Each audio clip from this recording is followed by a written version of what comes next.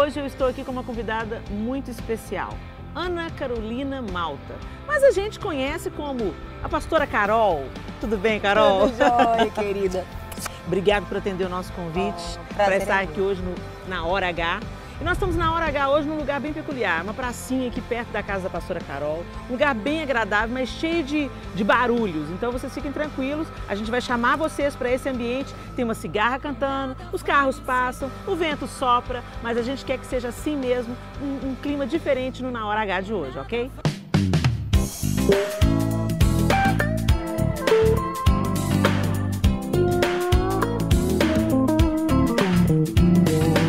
Nesse ambiente gostoso, pracinha, a gente te trouxe para um ambiente mais leve para falar de assunto papo cabeça, papo sério. Isso é bom, eu gosto. Carol, você se converteu há quanto tempo? 10 anos? 12 anos. 12 Faz anos. 13 anos no ano que vem, em julho do ano que vem. E você tinha uma vida normal, namorava e tal, e veio para Jesus num momento muito peculiar da sua vida. Correto. Aceitou Jesus e logo conheceu o pastor Leozão, que hoje Isso. trabalha com jovens adultos. Isso. Ele conheceu aquela loura, menina bonita, desses olhos claros, botou os olhos nela e falou assim, tá recebendo Jesus, quem sabe essa loura vai ser minha. E ele me viu convertendo, você tá brincando aí, mas é verdade. Me deu minha primeira lição de batismo. É mesmo? É. Olha que legal. E aí vocês ficaram amigos, começaram a conviver e da amizade evoluiu ali pro namoro. Isso. E vocês se casaram. Bonito pensar que vocês deram o primeiro beijo no altar, foi Isso isso? mesmo. Namoramos 1 ano e 3 meses e fizemos um voto, né, para que o Senhor realmente confirmasse, que era outro, para que realmente nos solidificássemos mesmo no Senhor e Ele confirmasse, né, se um era para o outro mesmo ou se era o coração, porque o coração do homem ele é enganoso. Enganoso, né? Então nós ficamos esse período aí nos guardando e nos preparando e vamos fazer 11 anos de casado esse ano, em Maravilha, dezembro. glória a Deus. Carol, mas o que eu quero saber é essa diferença entre você e o pastor Leozão, se rolou algum preconceito. Porque para vocês que não sabem, não conhecem, o esposo da pastora Carol é quantos anos mais velho, Carol? 18 anos mais velho. 18 anos mais velho que a Carol. E a Carol é loura, dos olhos verdes, e o pastor Leozão é um belo de um homem negro, com todo respeito. E aí, o Leozão e a Carol são um casal maravilhoso, mas diferentes, né? Etnias diferentes, e o Leozão mais velho. Rolou um preconceito? Vocês enfrentaram, tiveram que lidar com preconceito? Na verdade, houve alguns preconceitos, né, conceitos formados anteriormente e algumas curas também nesse período. Né? Isso começou dentro da minha casa primeiro, né? É mesmo? A minha mãe gostava muito do Léo como meu pastor, mas quando ele resolveu ser, né, mais que seu ser pastor. mais que um pastor, ela teve um pouco de resistência. Entendi. Assim. E aí ela falou que era por causa da idade, da cor, e eu falei, Deus, o Senhor fez todas as pessoas de todas as cores. Não há diferença para o Senhor. E o tempo, a idade de cada um, o Senhor que determinou o nosso nascimento, isso não seria motivo para não nos relacionarmos. Então eu falei, ó, aí nós começamos a orar e falei, ó, ou o Senhor muda o nosso coração ou muda o coração da minha mãe. E nós ficamos um período, foi uma luta, né? A gente conversava até pouco em casa, ela ficou mais apreensiva e tudo. Mas Deus nos respondeu e foi algo tão... Nós determinamos um prazo para que ela nos respondesse, né, para que Deus mudasse um dos corações. E no último dia, Deus respondeu. Tem isso, né? Deus deixa pro último dia, 45 minutos do segundo tempo. Último dia. E minha mãe, na época, ela ficou tipo uns 3 meses sem conversar comigo. Era bom Sério, dia, boa Carol? tarde, boa noite. Ai, Carol, deve ter sido muito difícil. Foi. Ainda mais era na minha casa, era eu, minha mãe e minha irmã. Então, foi um período de luta. Mas foi um período onde nós nos aproximamos mais ainda do Senhor. Que bênção, né, para ouvir aquilo que Ele tinha para falar. Né, e foi interessante que, no final de tudo, ela falava várias coisas, né? Aí, no final de tudo, eu orava algumas coisas em secreto com Deus. Tipo, Deus, eu quero que ela ame o Léo como um filho dela. E algumas coisas que era só eu e Deus. E no final, ela mandou uma mensagem para ele, pedindo perdão. Ai, que lindo. E pedindo para ele ir à minha casa, que ela queria conversar com ele. Quando ele chegou, ela chorava, e abraçava e beijava. E começou a falar para ele tudo que eu orava em secreto com Deus. E aí eu chorava lá, vendo? E aí ela contou que a primeira paixão que ela teve foi um homem negro.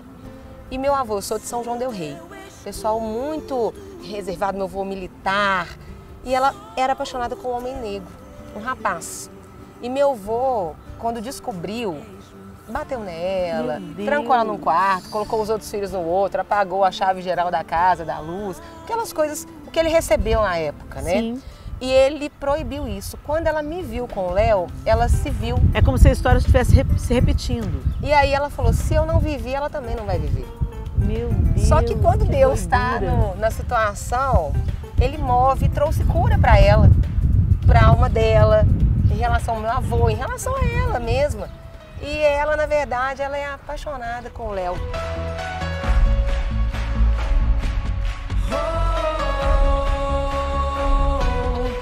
Eu era nova convertida. E quem era da igreja achava que eu era uma pombagira que veio tirar o Léo do caminho de Deus. Entendi. Né? Ah, essa menina nova, bonita. Não, isso daí é pra te tirar. E as pessoas do meu lado achavam que ele estava errado. Então é um outro preconceito também. É. Uma mulher bonita e jovem não pode ser uma mulher santa, uma mulher certa para estar do lado de um pastor, não pode pastorear um rebanho junto com esse pastor. Também é um outro tipo. Isso. Que bom que você quebrou esses preconceitos todos, né? Deus, ele sabe quem ele escolhe, né? Graças a Deus. E eu gosto de ser usada para isso. Amém. Quebrar uns paradigmas, uns pré-conceitos, né? Para a gente formar um conceito, a gente tem que se aproximar, conversar, entender, né? Entrar no lugar do outro, né? Que coisa boa que vocês venceram esses preconceitos aí. Conta pra gente outra coisa, você quer ser juíza? É, menina. Você é pastora e quer ser juíza, mulher? Pois é, você vê. É tanta autoridade, né? É tanta autoridade. Né? Mas eu creio que o Senhor, assim, Ele coloca as pessoas dele em vários lugares. E tem que ter pessoas dele nos lugares. Né? Nos lugares certos, nas horas certas, para tomar as decisões corretas. Né? E nós temos que estar dispostos a ser uma dessas pessoas, porque se não formos nós, quem que vai ser? É mais fácil quando a gente vê uma necessidade, a gente fala, fulano podia fazer isso, ciclano podia ir lá e resolver aquilo. Mas se Deus está colocando no seu coração e na sua visão, então é para você ir lá fazer. Não é isso? Eu acredito nisso, que a nossa indignação está diretamente ligada ao nosso chamado, ao nosso propósito, né? Então, nasceu esse desejo de ser juíza e quais são os passos que você está percorrendo para chegar lá? Na verdade, até antes, né, de eu ser cristã, eu ia fazer odontologia, mas por circunstâncias, né, da vida mesmo, meu padrasto havia falecido, várias coisas, minha mãe havia entrado num período de depressão, e aí eu tive que pegar uma carga de trabalho maior e não dava para conciliar. E eu falei, o que eu vou fazer? Eu falei, eu vou conversar, eu falo bem. Gosta de conversar. Comunicação. E aí eu acordei e falei, é direito. Direito. E fiz direito. E passei logo. E aí, quando eu entrei, eu falei, eu quero ser juíza. Eu entrei para isso. Eu não entrei para advogar, não foi esse propósito. E aí eu venho. Então hoje eu estudo 24 horas por dia. Uau! É. Nós te roubamos do seu estudo, mas já vamos te devolver. Mas já vamos te devolver para sua mesa de estudos. Mas assim, são sacrifícios. Sim. Né? Porque são momentos onde você se sente às vezes só. Né? O estudo ele é uma coisa muito solitária. Sim, verdade. Porque é só você e o seu livro. Né? Então eu brinco com ela e falo assim, olha, eu tenho que te dividir com alguns homens.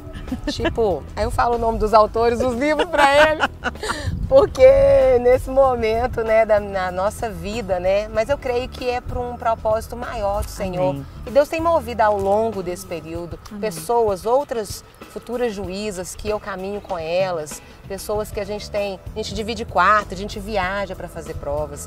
E eu tenho tido a oportunidade de semear a palavra do Senhor na vida de cada uma delas. Então acaba sendo uma estratégia também. Eu tenho certeza, convicção disso. A gente vai precisar de se despedir, mas torcendo, né, pessoal? Torcendo para que nasça aqui uma juíza pastora, uma pastora juíza. Amém. E que você faça diferença onde você andar, minha linda. Obrigada por dividir com a gente um pouquinho da sua história aqui na Hora H, tá bom? Obrigada a vocês, um beijo a todos. Beijo a todos e a gente se encontra no próximo Na Hora H.